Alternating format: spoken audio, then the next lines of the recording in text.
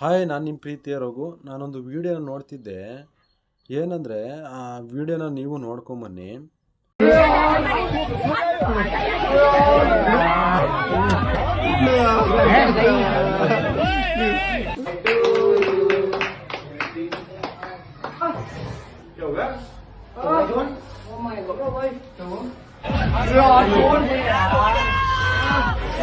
ಯಾರಾದರೂ ಅಷ್ಟೇ ಕೇಕ್ನ ಕಟ್ ಮಾಡಬೇಕಾದ್ರೆ ನಿಮ್ಮ ಖುಷಿಗೋಸ್ಕರ ಅವ್ರ ತಲೆನ ತಂದ ಕೇಕ್ ಹೊಡೆಯೋಂಥ ಕೆಲಸನ ಮಾಡೋಕ್ಕೆ ಹೋಗಬೇಡಿ. ಯಾಕಂದರೆ ಕೇಕ್ ಕಂಫರ್ಟಬಲಾಗಿ ಕುತ್ಕೊಳ್ಳಿ ಅಂತ ಹೇಳಿ ಒಂದು 4-5 ಸ್ಟಿಕ್ಸ್ನ ಹಾಕಿರ್ತಾರೆ. ಅದು ಯಾರಿಗೂ ಗೊತ್ತಿರಲ್ಲ.